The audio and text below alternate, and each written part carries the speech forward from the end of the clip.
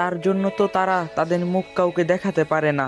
রাফি বলল, দেখি চাচা, আল্লাহ কোথায় ব্যবস্থা করে। শফিক চাচা বলল, দেখো তাই দেখো, আর ভালো হয়ে যাও। এই বলে শফিক চাচা আমার সামনে থেকে চলে গেল। তারপর আমি হাঁটা শুরু করলাম আমার বাড়ির দিকে। সবকিছু যেন পাল্টে গেছে। আগের মতো আর সেই গাছপালা নেই, আমাদের সেই খেলার বিশাল বড় মাঠও নেই। তার জায়গায় আছে শুধু বিশাল এক 10 তলা বিল্ডিং। রাস্তাঘাট সব যেন আমার কাছে নতুন, অথচ এক সময় এই সবকিছু আমার কাছে কিছুই ছিল না।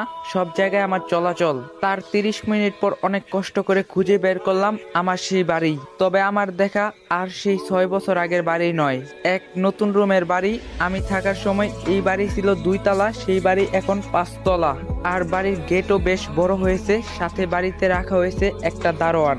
তারপর বাড়ির গেটের সামনে নিজের একটি ব্যাগ কাঁধে নিয়ে দাঁড়িয়ে বাবাকে ডাকতে থাকলাম, বাবা ও বাবা শুনছো আমি এসেছি। তার সাথে সাথে দারোয়ান এসে আমাকে ধমক দিয়ে বলল, এই বেটা এখানে এইভাবে চিৎকার করছিস কেন, যা এখান থেকে। তখন অনেক খারাপ লাগলো, কারণ আমি আর সেই আগের রাফি নেই। মাথা ভর্তি চুল আর মুখ ভর্তি দাড়ি। আমাকে চেনাটা অনেক কষ্টের, তবুও যে কিভাবে শফিক চাচা আমাকে চিনলো তা আমার বোঝার বাইরে। হয়তো আমাকে অনেক বেশি ভালোবাসার জন্য আজ 8 বছর পরও আমাকে চিনছে। তবে সে আমার সেই 8 বছর আগের কথার মতো আজও আমায় বিশ্বাস করেনি। কেন যে তা করেনি আজও জানি না। সেদিন পুলিশ আমায় টানতে টানতে জেলে নিয়ে যাচ্ছিল, তবু শফিক চাচা তা দেখছিল। আমি শুধু পাগলের মতো বলছিলাম আমি কিছু করিনি, আমি কিছু জানি না, কিন্তু কেউ আমার সেদিন কোনো কথা বিশ্বাস করেনি। তারপর দারোয়ানকে বললাম যে এই বাড়ির মালিককে কি একটু ডেকে দিবেন।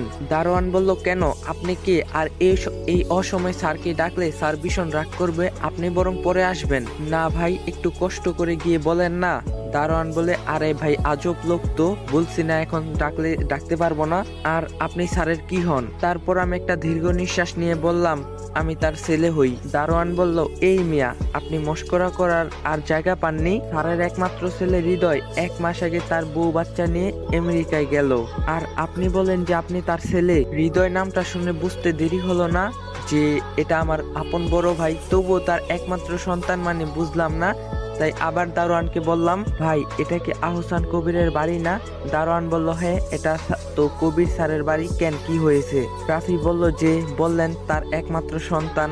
দারোয়ান বলল, হ্যাঁ তার তো একমাত্র সন্তানই, আর সে হলো হৃদয়। তার নামেই তো কবির স্যার সব সম্পত্তি লিখে দিয়েছে। তারপর একটু থমকে গিয়ে বললাম, তা তোমার কবির স্যারের আর কোনো কি সন্তান নেই? তো গাইস, ভিডিওটা বেশি বেশি করে কপি লিংক করে দিবেন, আর যদি পার্ট 3 লাগে অবশ্যই কমেন্টে বলবেন।